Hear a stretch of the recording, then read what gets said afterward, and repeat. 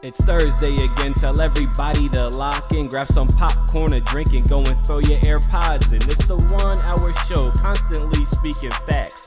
Bulletproof stats are always shooting from Matt. And when it comes to Kyle, you getting numbers and style. Jake is gonna educate you, he has that knowledge on file. Players, step your game up, don't be sluggish or lazy. Or Jimmy J might hit you with a shaky baby. Catch him on YouTube or any podcast platform. Breaking all the news down like Shaq does the backboards. No hot takes, this is where the hottest debate's at. Now kick your feet up, cause it's time for straight facts.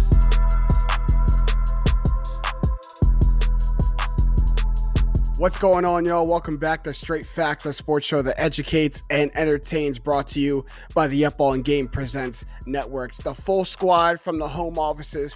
That's okay, though. I'm James Jackson. That's Jake Galley, Kyle Sirik, and Stat Matt Robinson. If you wait till you guys hear what Stat Matt sounds like. It sounds like he's talking with like just no airspace going through his nose at all. Stat Matt, give the listeners at home just a little sound check real quick. What's going on? It is what it is. There was a time last year my allergies were so bad I couldn't speak for like a week. So yeah, and we had a nice little allergies talk right before we came on here. Because Kyle is still more evolved than the rest of us all heads over here. Allergies haven't hit him yet, but Jake and I, we haven't had allergies our whole lives, and now the last couple of years they've been, I call them doing the Ali shuffle. Like, these allergies have really taken me to the center of the ring, like sporadically random days, and have at it. Jake, you said you're the same way. I am the same way. It's like I mistook it for a sickness. I was like coughing at night, and then I'm like, it's probably post-nasal drip. I can't really breathe out of my nose much. You know, I'm thinking that I'm just congested. So it's either I had COVID or I just have allergies, and I think it's the allergies because no fever. So yeah, but I'm doing well. I'm in high spirits. There you go. And Kyle's just sitting back there. Can't relate. I got nothing to add. I got no allergies. I guess I'm just blessed. The storm is coming. The circle is closing, and the storm is coming. At some point, it's gonna hit you. It's going to hit you. But let's get on to sports, what we do best, because we got to talk about the NBA playoffs that are in full swing. The conference finals are here. We've already had one game from the Eastern Conference Finals today on Wednesday. We await game one of the Western Conference Finals. Puts us in a weird spot as we record, so we'll keep it broad and try to hit these conference finals as a whole. Just in a broad spectrum. But for the first one, we're going to start in the Western Conference with the Mavs and the Warriors. And I want to frame this whole conversation after we get into the weeds of it. For this is, I think it's going to be, how do the Mavs win this series? Because the Mavs are continuing to be the underdog. They were the underdog last series, and I don't think everyone's kind of picking the Warriors here. But they have a very good shot and a very good team. So, like, how do the Mavericks get this done and, you know, basically upset Steph Curry and the Warriors, who right now are starting to remind themselves how lethal they are in the playoffs? And here's the only thing that gives me pause before saying what I'm about to say is the fact that it is the playoffs and things change drastically once we get there. Mm-hmm. Dallas is going to whoop Golden State. Crazy. It is insane for me to think. But when I start to dig a little deeper into those games, we always talk about, watching the games. I didn't go back and watch them, but I did dig through all the box scores, and if that's good enough for the MVP, it has to be good enough for this discussion. And Dallas took 3 out of 4 games with this year against Golden State, with Luka having a 40% usage rate. Half of those games were with the old lineup, half of them are with the new lineup, like with and without KP.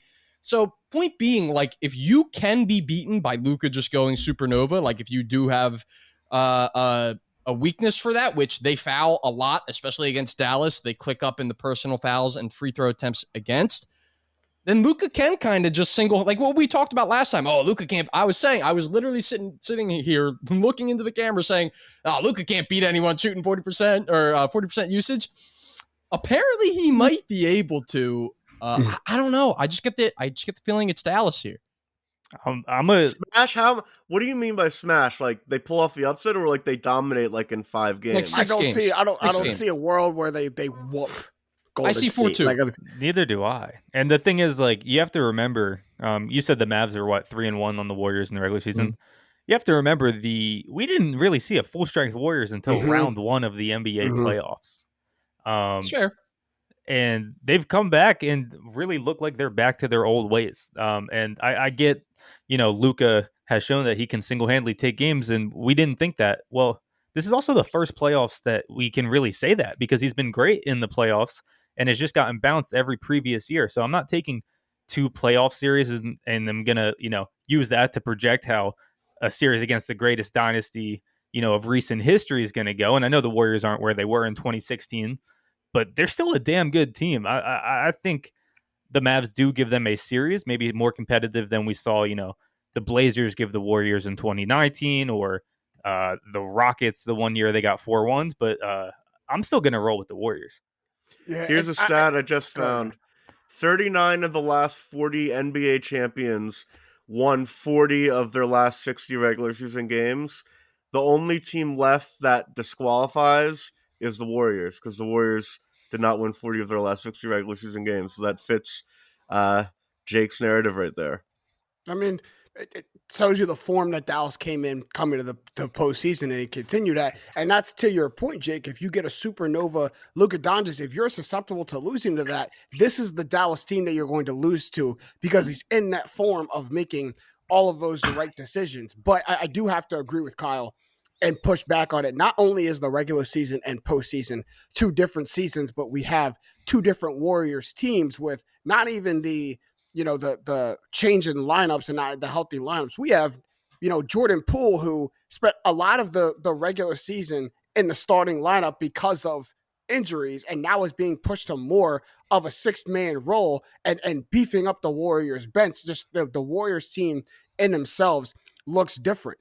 And you look at the 4 regular season games and the 1 win that they have, Jonathan Kuminga led all scorers with the Warriors with 22 points. That in itself shows me that those games are wacky. Those games where there's probably context around a lot of those games that make them all pretty much anomalies. And, it just came down to Luka going crazy and beating them. I just think, like, are you gonna count on that, on Jonathan Kuminga being a top scorer for the Warriors? Like, you look at the Warriors and their output, the last 3-4 games against the Grizzlies, and we clearly see that the stars are coming to the forefront for the Warriors. They have been winning in these games. No, for sure. It doesn't have to be Jonathan Kuminga to get a win. Like, obviously, Steph, and there's a lot of guys on that roster. Clay, I don't know how much he has left in the tank. Poole, you mentioned. They can will you to a win. Where it starts to get iffy on the whole Golden State thing is, what can Golden State do that Phoenix could not do? I have not been able to come up with an answer as to why Golden State is verifiably better than Phoenix. I think we just couldn't handle it. I got you with a simple answer. 3 players who legitimately could give you 30 on any given night. The Suns did not have that. Right. The Suns didn't have that. I also the Suns didn't have that. Like, if you look at the season as a whole, then yeah, the Warriors really can't do much that the Suns can't. But it's only a 6-game sample size that the Mavs had to take off of them, and the Suns looked terrible. They did not look good. Chris Paul had a rough series. Devin Booker had a rough few games. DeAndre Ayton, by the end of it, didn't even want to play for the team. So it's. I agree with you, Jake. Like, the point overarching for the season, maybe nothing. But they can do a lot better in 6 games than we saw the Suns do. The foundation of the Warriors is so much stronger than the Suns, because if Steph has a bad shooting night and they lose and they fall down like 2-1 in the series, there's going to be no locker room drama at all. There'll be, because there's no pressure on anyone on the Warriors except the pressure they put on themselves that they want to win. With the Suns, they just got caught up in this. We should have won it last year. We need to win it this year, and they just kind of collapse in on themselves. And all that is more reason to why, Jake, I actually completely disagree. That I think the Warriors give you a lot that the Suns can't give you. I'll go back to the scoring part. We saw in Game 7, Devin Booker, it was clear the game plan was to get Booker going. Everyone else is going to fall in line. And it's not going for him, and he's stressing the issue. It's getting worse and worse. And finally, when he realized, I don't got it, someone else is going to pick it up, who was there? CP didn't have it going. Like you said, DeAndre Ayton had his tails between his legs. If that happens for the Golden State Warriors, if Steph can't have it, Klay will get it going most likely. If Klay don't have it, Jordan Poole will get it going most likely. And it's all at a 30-point clip and a 30-point barrage. They have that, plus they have the experience of being in those big moments. The Suns made a finals run last year and didn't hit a game 7. And they came at a games. We came in a game 7 this year, and people that I didn't think would get starstruck got starstruck. Mikal Bridges, the moment was too big. DeAndre Ayton, the moment was too big. There's no one on the Warriors in their core like that. The moment's not going to be. They've been in all these games. That moment's not going to be too Jordan big. Jordan Poole's the only one I would push on you that he has been a breakout. Right, and that is fourth importance on the team, not second, third, and the coach. Like that's all things the Warriors give you that the Suns didn't. That's like that. That's like Draymond said. This is championship level basketball that we have to play now. I like Jake's point for one reason, and it's going to be a pro Mavs reason here. One side of the ball in the NBA we know can get inconsistent. That's the offensive side of the ball, but the defensive side of the ball, you don't just completely lose that. Even when you're playing bad on offense, you don't just completely lose that. And the Suns, as we know, were one of the best defensive teams in the league all season, and still at moments looked really good in the Dallas season or in the series on the defensive side of the ball. Now, to the Mavs point, and to the point that I'm going to make, is that the Warriors, we know, probably don't have the same defense as the Suns. The Mavs, it didn't matter. The Mavs came out and like Luka did show like, oh, we're going to keep scoring and we can score this many points to keep up offensively with any team in the league. And I'm not saying that the Warriors are a bad defense, but the fact that they showed this against the Suns, even though they had a bad series, I mean, I think the Mavs scoring output here could be surprising to people, and really was surprising in the Phoenix series, and make this a really competitive series. This might surprise you then. I know put you to me. Golden State Warriors first in defensive rating this year, followed even more surprisingly, 6th in the NBA is Dallas. So like we come into this thinking like, oh, we're going to have a shootout. Dallas' defense is real too. Yeah. Right. Yeah, for real. And going back to I will say like this is going to be, I think if this is a slower, so both of those stats indicate that this might be a slower paced series than we expect. If that is the case, usually you try and tend to lean towards the more tenured team, which would be the Warriors. I'm as we start to go through it, I will say I started out like really hot on Dallas. You guys have brought me down a little bit. The only way, like the Warriors, no, I won't say the only way. A lot of things could happen, but like really the Warriors' hope is Draymond's going to have to be able to make Luka's life hell. If he is able to do that, then yeah, they're probably going to look like the Warriors in the playoffs and really be able to overcome whatever's thrown at them. If that's not the case, and they're calling fouls, or they're able to get their switches and get the looks that they want, and Luke is really able to get going, then I think that you have to go towards the Maverick side. I mean, it does feel crazy. Like I said, before I even said any of it, it feels crazy to say. But if I'm picking a year out of the last however many that the Warriors have been good for them to lose, this might be the one. Well, again, the Warriors have won. Have to be their last 5 playoff appearances. They made the finals. Right. So if you had to pick a year, this would have to be the 17 consecutive playoff series wins in the Western Conference. Crazy. It's an experienced man's game. I got a team who's the most experienced at doing it. I got a team who's doing it for the first time. I'm always going to lean the more experienced team led by champions and a 2-time MVP and a 2-time defensive player of the year. I'm going to pick that team. And I know he gets a lot of crap, but he's a real, like, actually important player on the team. All-star starter, Andrew Wiggins. Wiggins is an important... There. Just say Andrew Wiggins. I keep forgetting. Don't put the all-star starter. It burns when you say it. It does burn. Because Andrew Wiggins, like, he's a guy, if you need him to get 17 points, he can get you 17 points.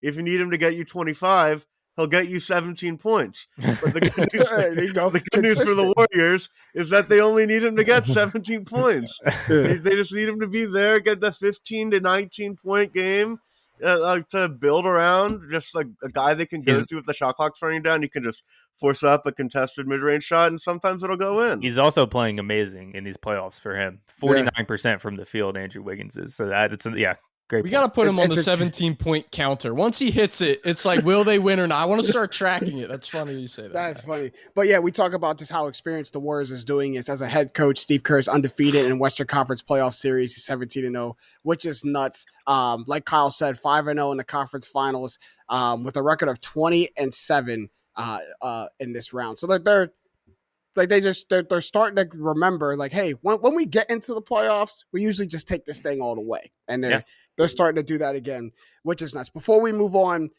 to the other conference, I want to address something that it's been brought up. It's been a good debate, and I want to have the debate. And Luka, this playoff run that Luka Doncic is making right now, it's been likened to the finals run LeBron James made in 2007, and they do mirror each other a little bit. LeBron was 22 in 2007 when he made that run. Luka is 23 now. They presume to be, the top player kind of doing it all for their team and leading them down. So Matt, I'll come to you first. Is how much does this mirror that 2007 Eastern Conference Finals run that LeBron James made? Very, very much. Luka is doing everything offensively that LeBron did during that time period. If you look at the numbers side by side, Luka has an edge. It's Luka in his playoff career is averaging 32.7, 9.3, 8.3 on 58.4% true shooting. LeBron's first 28 career playoff games, so that's through the 2007 conference finals. He averaged 28.3, 8, and 7 on 55% true shooting. And to be fair to LeBron, back then the NBA was less efficient than it is today and lower scoring. So it's basically a tie. LeBron has the edge defensively, but it's as close as you're going to get to a replication of that time that we'll see probably for the rest of our lives. Because it's roughly the same age, the same breakout, and it's also the same kind of situation in the conference where there's no like great team in the conference, and the great team in the conference is kind of an aging version of a former champion. With LeBron, it was the Pistons, who won a title, made back-to-back finals, made a bunch of conference finals, and with the Mavericks, it's the Warriors. I think I really think it's a really good comparison. I think there's no reason. The only reason I'm picking him not to go to the finals like LeBron did is because I rate this Warriors team higher than I rate the 07 Pistons. But I think it's a tough 7-game series. I see it even from just context and narrative standpoint. You have a young up-and-coming superstar who everyone can see clearly he's going to be one of the best in the league. You don't think he has quite the team to take and make a finals run. He knocks out with the Pistons were the Eastern Conference representatives the year before in the finals. No, it was the Heat the year before, but yeah. The Heat the year before, okay. Pistons made the conference finals every year from 03 to 08. Because I was going to say, Luka goes to the Suns, who represented the West. LeBron goes to the Pistons, who represented the East, very, very soon before that. I see it. Just really, the only difference is that Luka's game is, I think, at least at this age, much more predicated on skill than LeBron's was on athleticism, especially against the Pistons, who they're not the bad boy Pistons, but they're still an incredibly physical defensive team. So it's more of like, I don't like, what are you impressed by? Like, because you look back on those series, the age that LeBron was and marvel at what he was able to do against some grown men. Yeah. But Jake, does that not make, maybe it depends on who's doing it against grown men too, but it depends on which side of the coin you are, because that could be more impressive both ways. It could be more impressive that a 22-year-old was doing that against grown men, or it could be more impressive that a 23-year-old is doing it now with no athleticism against grown men. No, I'm serious, and still winning the physical battle. Like, right? No, well, he is athletic than anybody, and was winning all of those. But I watched him put Cam Johnson in such a blunder that was like, oh my goodness, goodness.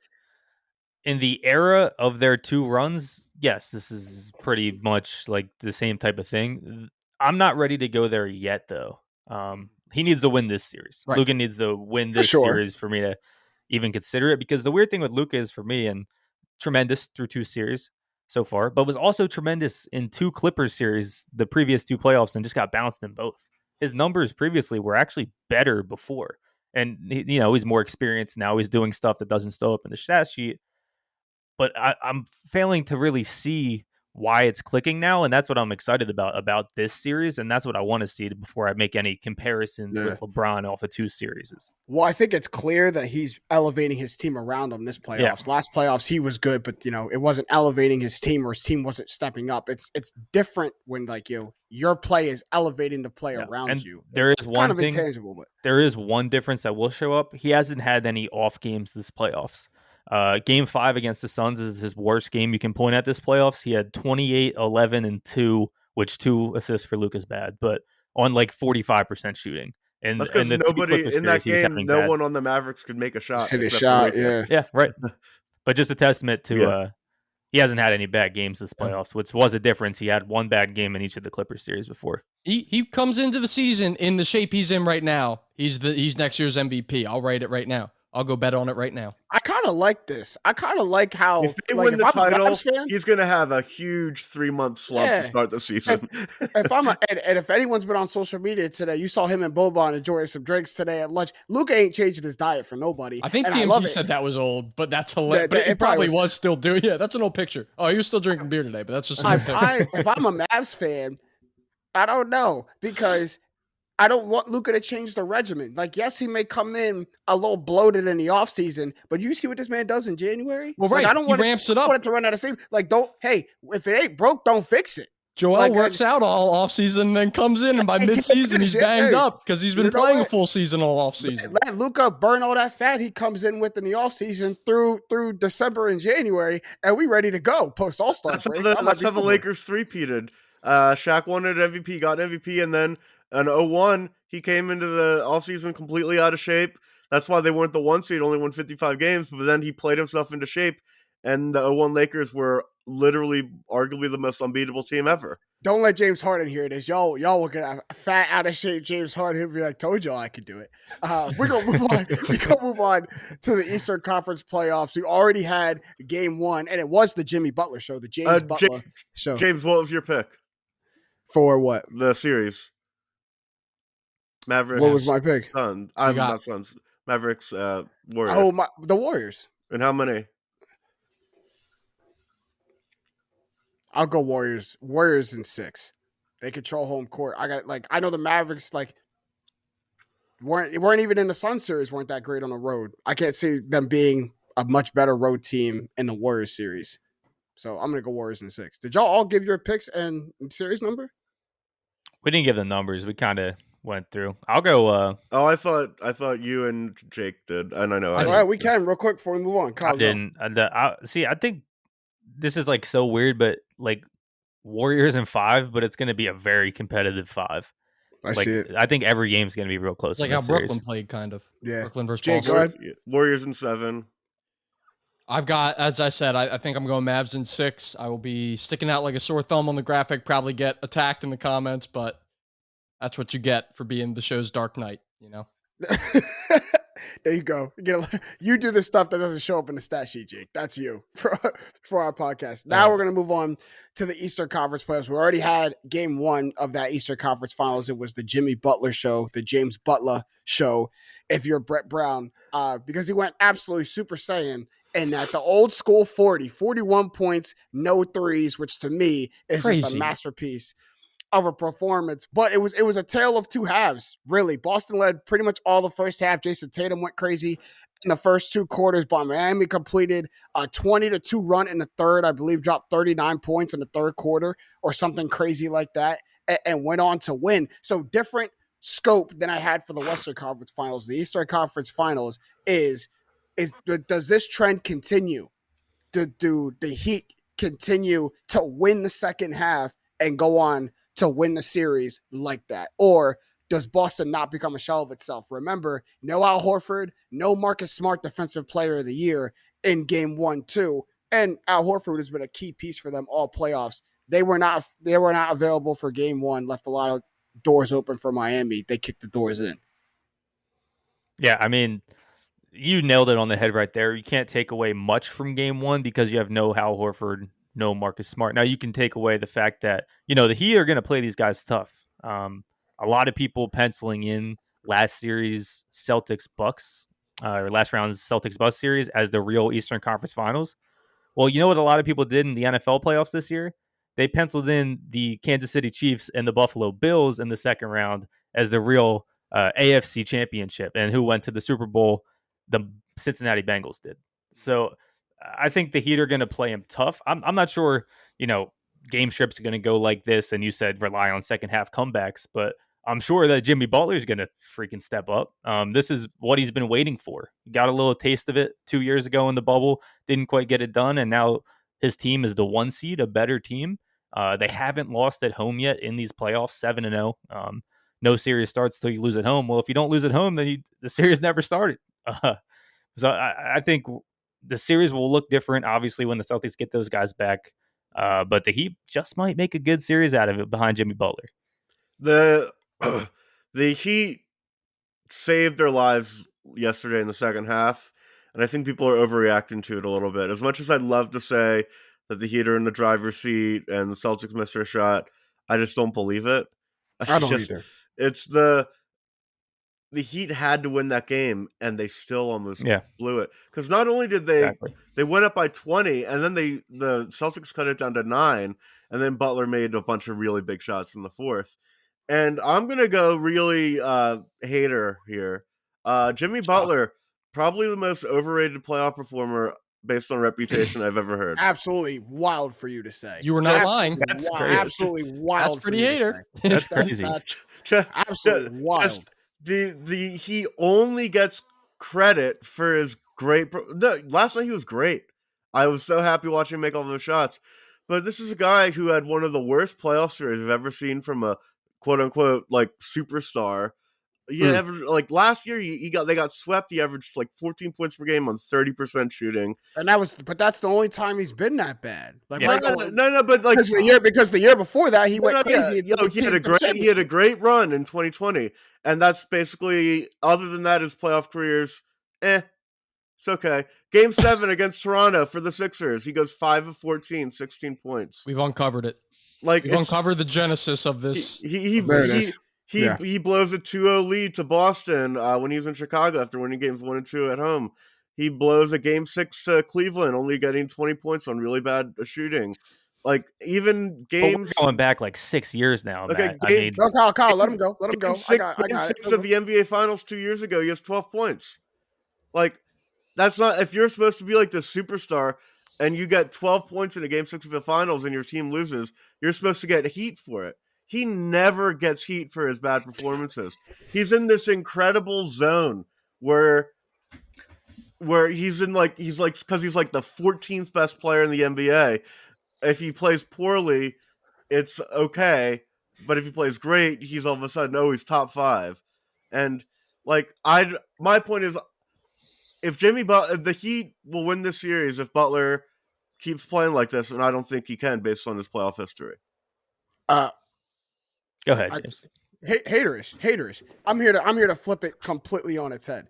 In terms of Miami Heat playoff performers, LeBron James, Dwayne Wade, and Jimmy Butler. And like Jimmy Butler for the last 2 to 3 seasons, these last 2 deep playoff runs has been one of the best players in the playoffs for either conference. And you take a look at what he did in the 2020 finals. Well, you have a 40-point triple-double in one of the games against the Lakers, a 30-point triple-double in the Eastern Conference Finals, right, against the Celtics, goes through Giannis and the Bucks, and then now you come through this season, and you have a guy who, when you talk about the very beginning of the season, how much I like the Miami Heat is because they got these role players to do other things to allow Jimmy Butler to blossom, and Jimmy Butler coming into the playoffs told the Heat, like, I'm going to put you guys on the offensive end on my back and pace you guys. And he's absolutely doing that. Did that in the Philadelphia series and did that game 1 in the Eastern Conference Finals tonight. So when you talk about him being one of the most overrated playoff performers, I don't understand it. Yes, bring up the 12 points in game 6 of the finals in the bubble. Is this after he was over the stanchion, couldn't breathe? Because he was doing everything, and that's game 6 of that at the end against LeBron. Anthony Davis and company against the best defensive team in the NBA. You're trying to hold that to him after putting the entire Miami Heat, the entire city of Miami, in a knapsack on his back and dragging him through the bubble. You gonna hold him for a game 6 and ignore the 40-point triple-double he had earlier in that series. Come on, Matt. Matt. If Luka has 12 points in a game that they get eliminated against, either this series or if they make the finals, he's going to get roasted. No, he won't. He will. No, he won't. He shouldn't. He shouldn't because then no one was watching the rest of the playoffs. He is the sole reason the Mavericks are there. Yes, you would love to see him carry it out, but I'll never hold Jimmy Butler to that performance because he is the sole reason the Miami Heat were there. He's the sole reason you're there. You can't hold them for running out of gas. You're sleeping on Bam Adebayo's contribution. I actually think Jimmy's a little underrated as a playoff player. Agreed. I don't think he's overrated at all. And I mean, yeah, like you can bring up early stuff. Well, yeah, he was on bad teams. He was on a Minnesota team that wasn't one year where you lose to the defending champions. You look at the 3 years around it. One's the current year we're in.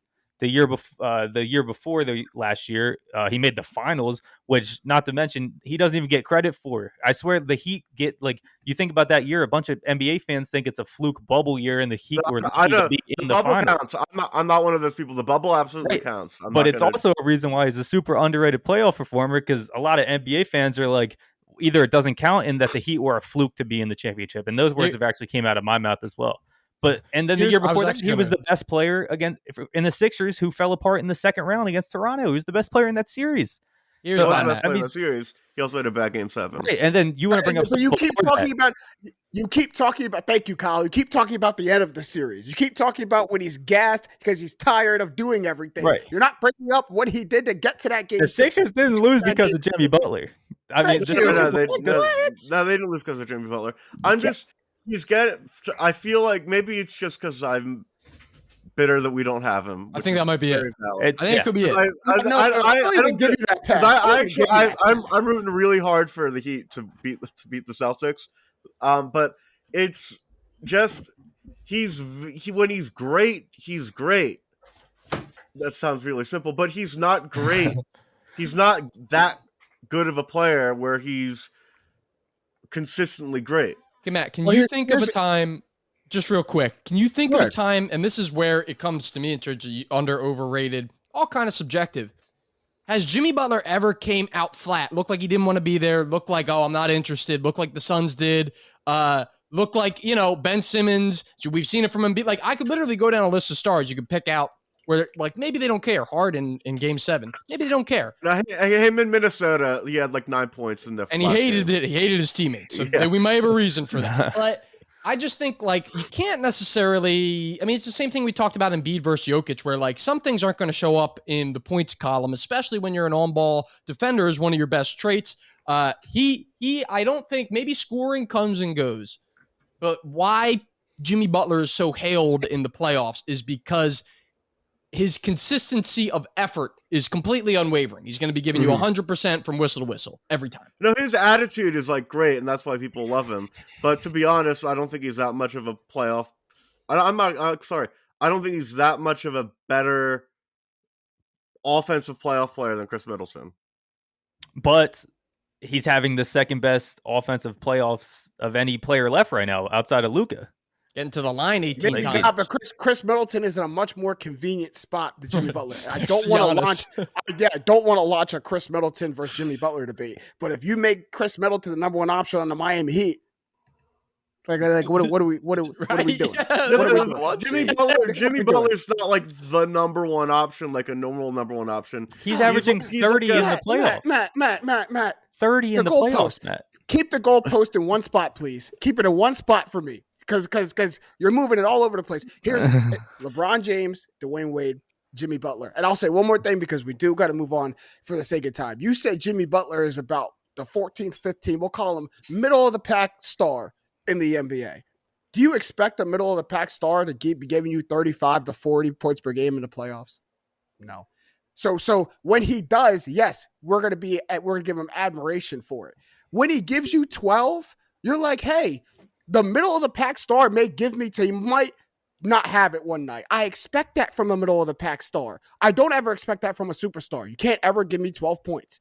A superstar scorer can't ever give me 12 points. I know that's not Jimmy Butler. So when he goes off, yes, we give him all that credit. When he doesn't have that, I don't hold him because Jake's right. It's never going to be a shortage of effort. He's never going to check out, and he's going to show up in other ways that affected the game. But no, if he gives me 12 points, 9 points, I don't hold Jimmy Butler to that because he's not a Luka level scorer, a LeBron level scorer, a KD level scorer. He's not. But if he gives me 40, I'm gonna go crazy because he's also gonna give it with no threes. You just don't see that. 17 free throw. Oh, by the way, hey, NBA, common NBA fan, we can go ahead and wind up the Boo Brigade. He's got 18 free throws, right? We got to cry about that one. I forgot. That's we have crazy. to cry about the free throw line. Quick.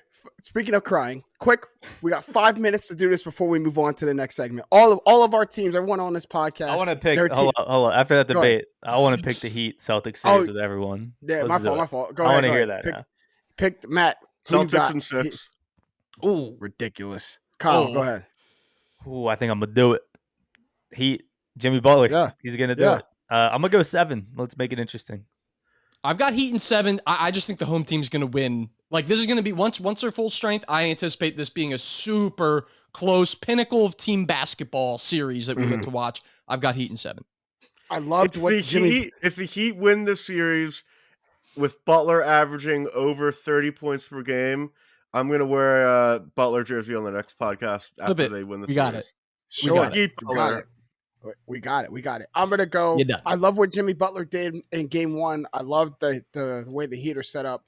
But I also think that the Celtics are kind of confident knowing that we had that close of a game without our best defensive player and the heart and soul of our team. You get those two guys back, I think the Celtics become different. They know how valuable those guys are. Marcus Smart's going to take it upon himself to make Jimmy Butler's the rest of the series hell for Jimmy Butler. So I'm going to go Celtics in 7. I think they steal back home court and they get it in 7. They got to win crucial games on the road in Miami, though. All right, so now even less than a 5-minute discussion. Speaking of, Drake mentioned crying. All of our teams now, got 3 Sixers fans and a Suns fan. All of our teams, in tragic fashion, I will add, are now bounced out of the playoffs. So we haven't had a time to just come in as a family, as a collective Straight Facts family for a grieving session. Like how are we doing? What's your post ass kicking thoughts after the playoffs are over? Well, Jake, I'll start with you. I don't grieve. I go straight into coping, and my coping method is fixing everything all at once. And what we're going to do, here's what I've determined is the path to our solution, the one we're looking for, a ring. Have to get Toby out. Got to get Toby out. Probably not going to happen in a James Harden trade. I actually don't think they're going to move Harden. I think the likeliest scenario, what we've heard, what I pieced together from reporting, is maybe Harden takes a little less than the max. You get Toby out of there, and suddenly you have another max slot created. Now, here's the hurt piece that I don't think Sixers fans want to come to terms with. If you want a Joel championship in his prime with him not being like drug along by someone else, probably going to have to trade Tyrese Maxey for a star. Jake, oh my God, I'm so happy you said that. Nope. I hate it. I don't want them to do it. I'd rather them stink and have Embiid and Maxey for the rest of eternity. Jake, but in terms of the accounting, like when you really account for the grand calculus of it all, it hurts really bad. And maybe you can make the case, hey, Joel's only going to be here for 3 more years. I'll take Maxey for 10 more years. If you want to make that case, I'm ready to hear it. I would love to keep Tyrese Maxey, but if you want to go with the max value this offseason, we need to win now. The only way you're getting a Brad Beal, a Damian Lillard, whoever you might want, a Donovan Mitchell. Would you do Maxey for Donovan Mitchell? Come on. You can't say no. You can't say no. You think the Jazz are? I don't want to even argue. This Put it this way, and it could be a quick yes or no. Would you not be a little bit more confident in this series if you had Bradley Beal in place for Tyrese Maxey? If it's as simple as that, of course, you feel more confident. Yeah, but Beal's a free agent, kind of.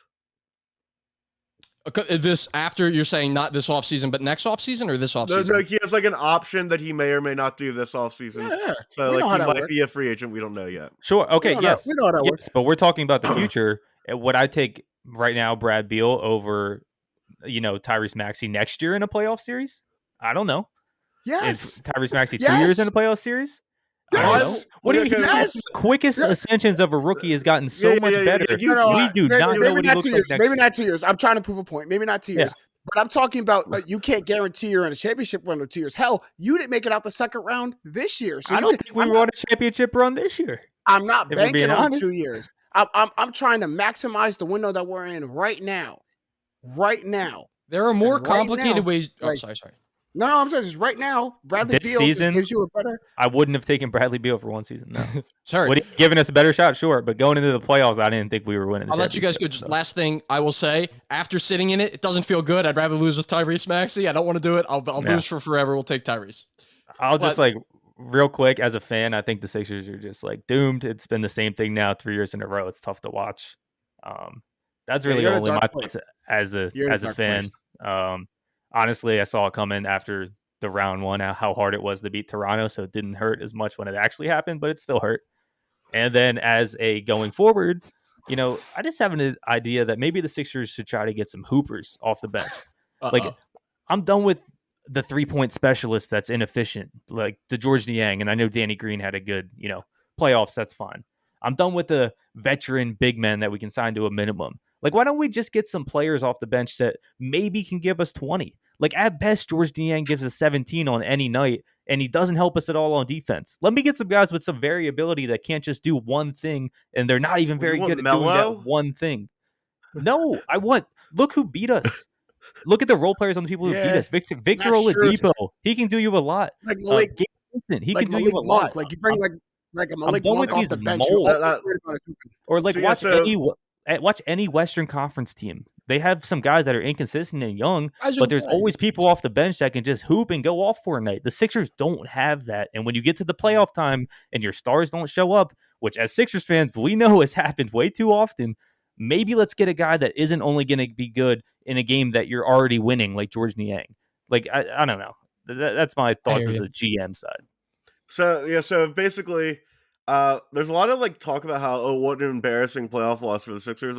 We were the 4 seed. We lost. Yes, it was. We lost in 6. We lost in 6 to the 1 seed when our MVP was playing at 60% and missed the first 2 games. It stinks to lose, but it's not it's not like last year. Last year was embarrassed. Both of them were embarrassing. Nothing was as embarrassing as last year, but it was still embarrassing. No, you lose to the 1 seed because your star player's hurt. It's that simple. I didn't say the chalk was embarrassing. I said the actual what I watched was embarrassing. Paper or no. So what I watched was embarrassing for sure. So basically, I'm pretty optimistic that you can have next year. You have Embiid, Maxey, and Harden, and Morey finds a way to build a roster with depth around him. Because I think you can win with that 3-man core. Your optimism is so refreshing. I think it's so refreshing. Your optimism, really. Just then to collect all of our thoughts, Toby for Hoopers, we win title. That's it. Oh, and trade Thibault for Pat Bev. Thibault. I do that immediately. Yeah, and get Drummond back on a vet min. He was good last year. He's going to Miami. He's going to Miami. I've been riding with that, Jake, since you told us that.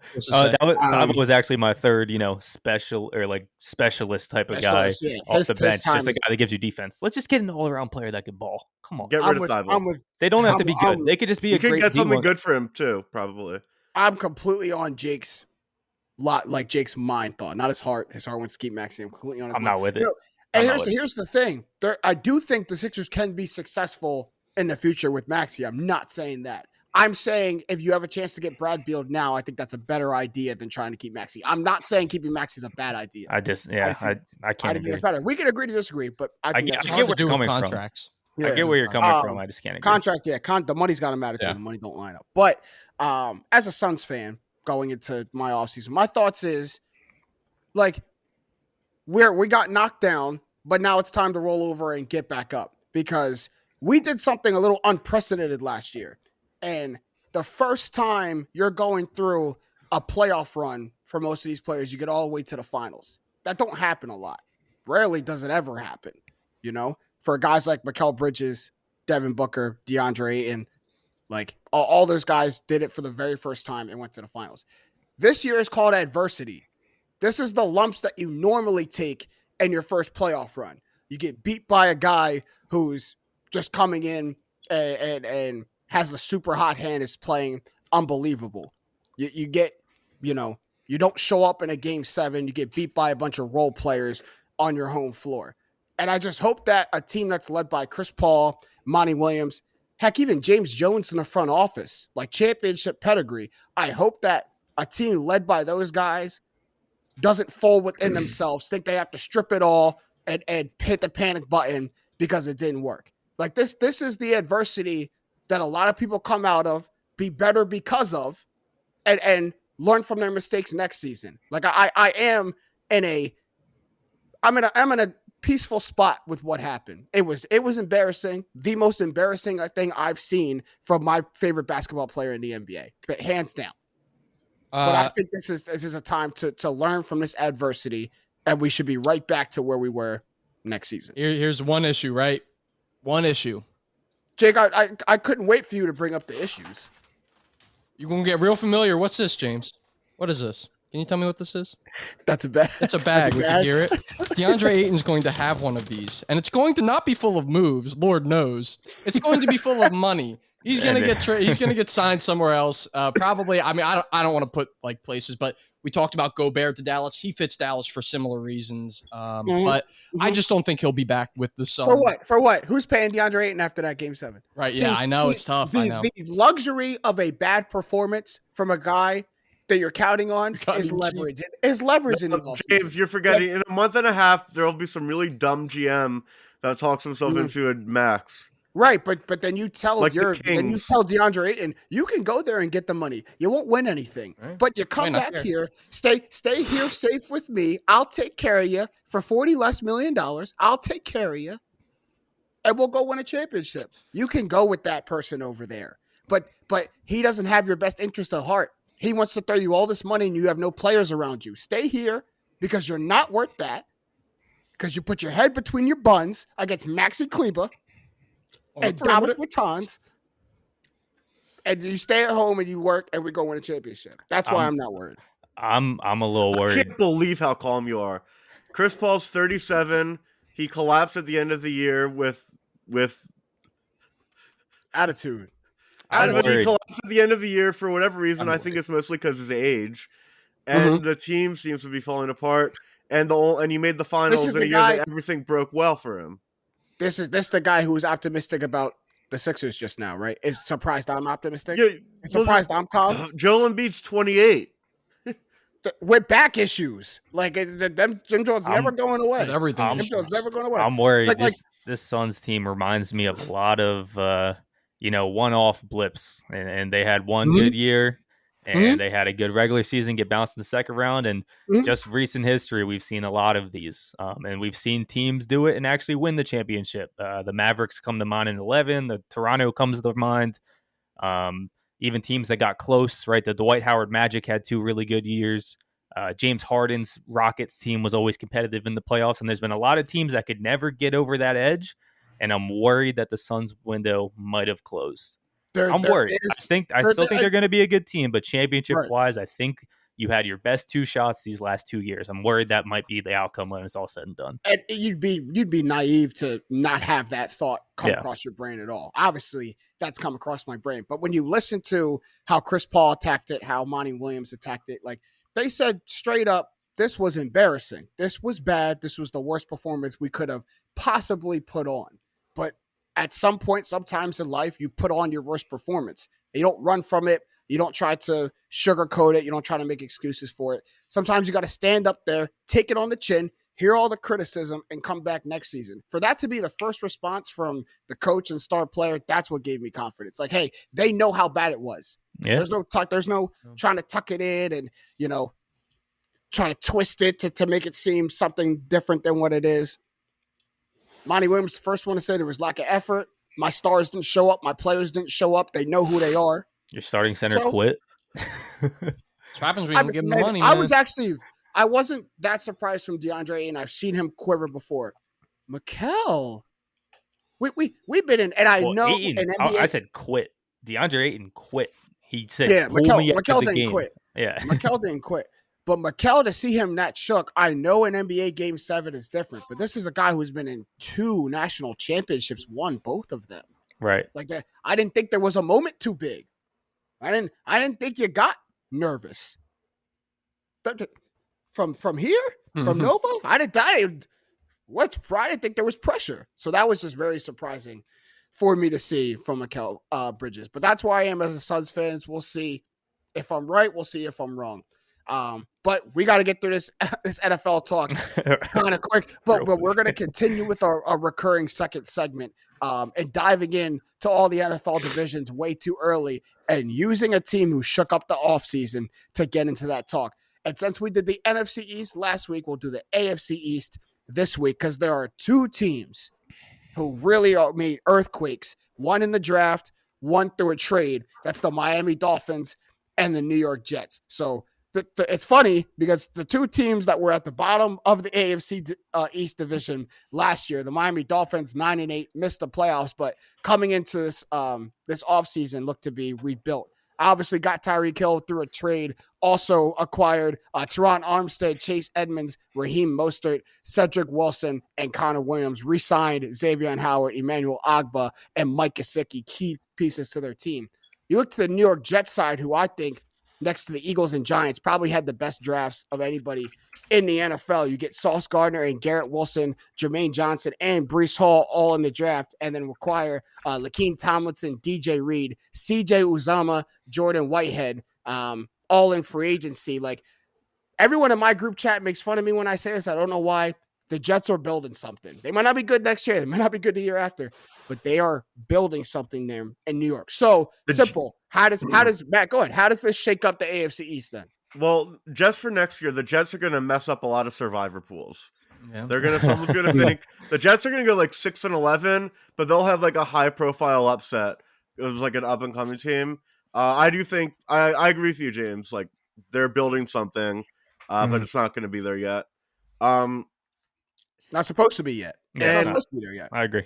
And I think we're going to learn the limitations of Tua Tagovailoa this year. Bingo. Because I think we're gonna get Tyreek Hill's dad make a YouTube video of all the times Tyreek's open and Tua couldn't get the ball to. Are we missing something as people who are outside of the NFL? Because I can clearly see that Tua can't throw the ball to that boy down there. So are we missing something? Here's what I think we're missing.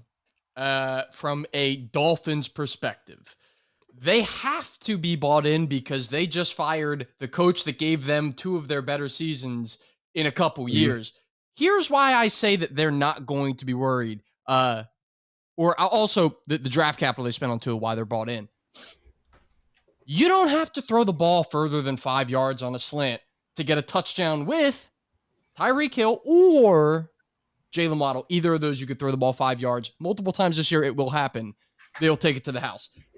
Where it starts to get tricky is when I think the defenses will start to play to that, and I think they'll start to blitz him. If he has mobility, like, there's going to be a lot of openings downfield when teams start to dare him to throw it down there. So yeah, then you have to do like double moves and stuff, and that's where you'll see if he can actually do it. If he can do it. Yeah. And I look. Those videos are a little scary. If I'm a Dolphins fan, I'm not too happy that that's what the team's putting out is like the good. Team's putting out. That's the best thing they could put out. They picked presumably it's like the best possible. And if I'm a Dolphins fan, not only am I worried, I'm insulted by the video. That joint is clearly edited in the middle of the sky, and it's still. You didn't want to pick a video where he overthrew him in the second half. He still caught that joint like a pop fly. Like, why would you choose that video? I'm not gonna lie though, guys. Tua, if you just take his performance on the field, had a rough start to last season, but the Dolphins finished 7-1, and Tua did not look bad, and the team wasn't as good as it's going to be this year. I think they obviously shored up the offense, getting a guy like Tyreek Hill. Jalen Waddle was one of the most impressive young rookie receivers last year. Very good. Gesicki's turning into a top 10 tight end in the league. And I think underrated is adding a guy like Chase Edmonds to the backfield, who was very good. Him and Gaskin. I don't even care about the Mostert pickup yet because he literally can't stay on the field. But just Edmonds and Gaskin alone is enough for that offense. So I'm not part of like the Tua, hopefuls, not by any shot. I saw the video too. It hit me the same way. But I've seen him win games, and I saw a over the year progression from him last year to be a competent starting quarterback. He's not going to be a top 10 starting quarterback, but if he can get to like a Derek Carr level, which is probably a little, outside of the realm of possibilities for this year, but if he can just be a good quarterback, this team's going to succeed. And here's where it really comes in and why I'm very bullish on Miami. Think about in the NFL, teams with meh quarterbacks that win a ton. What is a team that comes to mind? The San Francisco 49ers, where their head coach has been engineering that offense around Jimmy G, a meh quarterback, for years. So if there is a team that's going to do it, if they can play solid defense, if they can hold on to the ball and hit those big strike plays, like why can't they win the division? I like Buffalo a lot too, which we could talk about. Buffalo had some moves too. But. I think it moves the hierarchy to where I think I put the Dolphins 2 over New England without a doubt in my mind. Well, that's perfect. That's exactly where I wanted to go to frame the whole division. Obviously, last year you have the Buffalo Bills finishing number 1 in the division, losing to the Chiefs in the divisional round.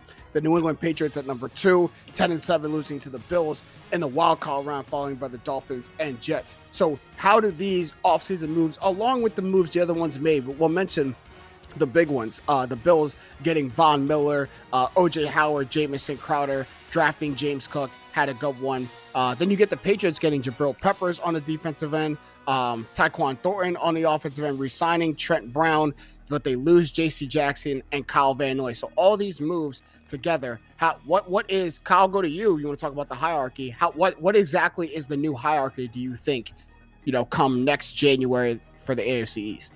Yeah, it's tough not to have the Bills at 1. Even what we saw in the playoffs, I know they got bounced in that game, but how good did Josh Allen look on the biggest stage he's ever been on in his career? It still is getting better. The Bills are going to win the Super Bowl. That's my early. That's early. Like, Dag, wait your turn. Colin ain't getting this point yet. Bills solidified 1. I do have to move Miami up. I was never sold on that Patriots team last year. We saw it the second half of the season and the postseason. It wasn't going to happen for that Patriots team. And I think Miami is a team who's hungry now. They've missed the playoffs by 1 game in each of the last 2 seasons. I'm not sure, if stuff changes under a different head coach, but you got to have them at 2, and then I'll go Pats and the Jets. But in terms of future, I might be more hype on the Jets' future than I am on the Patriots' future right now. It's just not going to be this year for the Jets.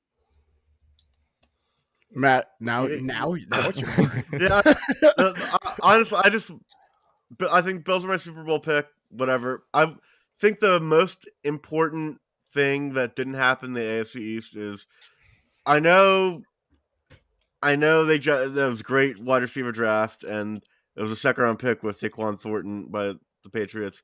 But when you have a rookie quarterback who struggled down the stretch last year, he had a really good first 10 games, last 7 games, really struggled, and then he struggled in the playoffs. The fact that you're not doing everything to surround him with wide receiver talent is really criminal. It's Belichick has just this blind spot with wide receivers because he had Tom Brady for so long who could make a lacrosse player into an all-pro. So the fact, I think Mac Jones is going to struggle next year, and I agree with Kyle that Miami's going to leapfrog New England in the division. I don't think New England falls as bad as the Jets, but I don't think New England finishes above 500, and I don't think they make the playoffs. This is the good thing about being a dynasty owner. You remember the scars that were put onto you by former highly hyped rookies. You may forget. The Patriots did try and take a wide receiver not too long ago in the first round. N'Keal Harry did not turn out too well for them. He's currently looking for a way out of there. I think that what they've proven over the years, 12 catches last year. Yeah, oh man, bad. But I think the New England's proven that, look, we can't really scout skill players. We'll take them from other teams on good deals, which is what they do at all positions. But then on top of that, you look at the guys they drafted. I think they draft guys. They don't really care about the experts' opinions and the projections. They want a guy who they know he can do this thing. He can do this. For sure, he can do this. And if we put him in this position, he can be very good at it and his holes won't be seen. That is literally how they have built a sustaining dynasty around Tom Brady. So that gives me pause when I'm like, oh yeah, they're going to be the worst in the division. That's like when you talk about they're building something. New England is the one that low key is like, all right, in 2 years, 2 off seasons, they snag some more free agents. Are we looking at a really competitive team? Logic says though, Bills, Dolphins, Jets, Patriots. If we're going off of offseason, it's hard to, in my opinion, to go any other way. Logic don't say the Jets are above anybody. The logic say the Jets offseason was verifiably nuts. Crazy. Right. But I got to see the Jets do it. A lot of youth. I will say, a lot of youth. Yeah, and I'm not going to give the Jets the benefit of the doubt until I see the Jets do it.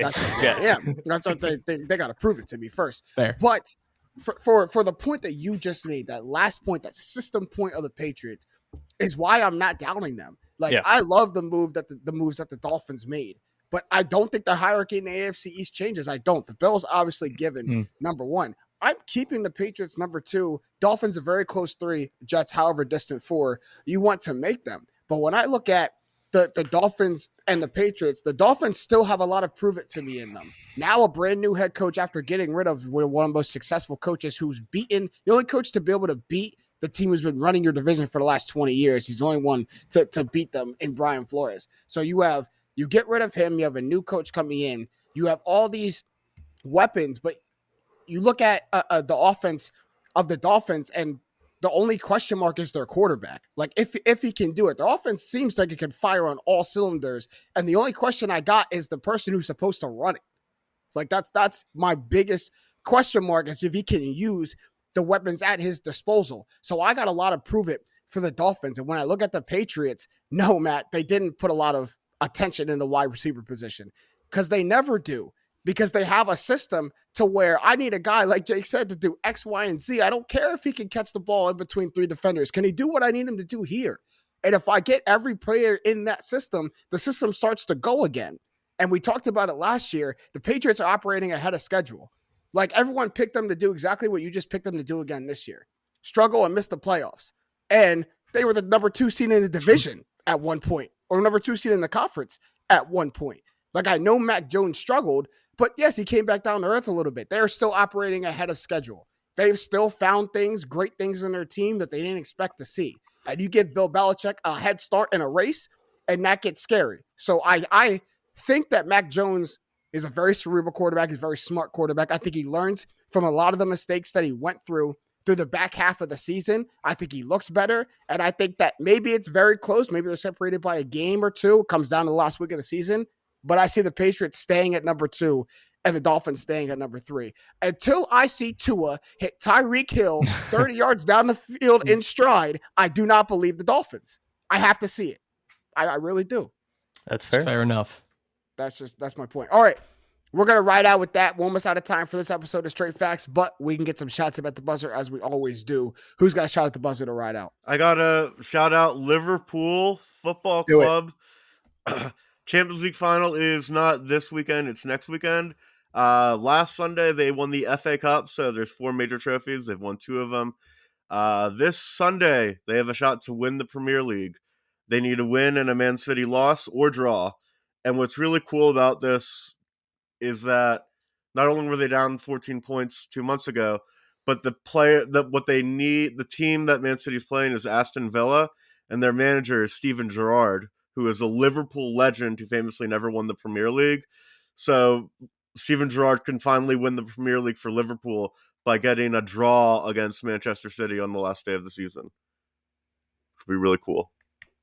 What a name. Soccer. I mean, that's actually kind of surprising. Not that I'm like a big soccer fan, but that's a name that I know. I'm surprised he's got to be some sort of good if I know him. So he must be very important. Surprising. It's funny. Kyle J, you got something to say at the buzzer? Yeah, I might just give a little teaser to something we've been thinking about at Straight Facts, and that's we know the NBA draft lottery happened. And I know we've been talking about what we want to do about that. There's going to be something coming in some kind of form, but I just want to make my stand. And I've been saying Jabari Smith is the number 1 overall pick. He's the best prospect in the draft. And there is no better fit among these teams than the Orlando Magic. And if I'm the Orlando Magic, I won the lottery. I'm hype about that. But I'm keying in on one person, and that's Jabari Smith. And I'm just going to put that out there now. I think he's the best prospect, and I think of all the top prospects, he has the brightest future. and that fit just makes so much sense to me. I was excited for Orlando fans. I do like him and Paolo. I'm afraid Orlando's going to bite the bullet of reuniting him and Jalen Suggs. I'm afraid they're going to do it. I'm afraid. Chet Holmgren and Jalen I know what Suggs. you meant. Right. Yeah. That's okay. I'll piggyback off that because I was going to talk about my allergies, but we hit that in the top. I am very down compared to the average person on Jabari Smith. So I cannot wait until we talk about this because I'm open to. He's obviously got a great jump shot, which we'll talk about. 6'10" guy relying on jumper can go one of two ways. Either you're Jason Tatum or you're Kristaps Porzingis. So, and Tatum's a little smaller than that, but we'll talk about it. Love this time of year. NBA draft, NBA finals. NBA does their offseason, I think, better than just about anyone. Maybe you could say them in the NFL. Better than any other sport. It's tough. It goes back and forth each year. All I got to say at the buzzer, two things. First one's really quick. Shout out to the U.S. women's national team for coming to a new collective bargaining agreement with U.S. soccer to guarantee equal pay. That's been a fight women in sports have had for a long time. And I will be honest and say that there aren't too many leagues where I see it logically, like for the NBA and WNBA. The NBA just makes, so much more money. It's so much bigger. For U.S. soccer, that has been the best team in the world for like the last decade. And the men's team has been trash. If there's any place where the women deserve just as much, if not more money than the men, it's U.S. soccer. So I'm glad they got their just due.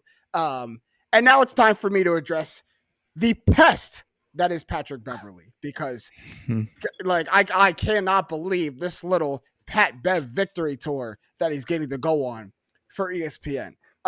So here's my formal as the Chris Paul stand in the northeastern corridor. I give my Pat Bev take.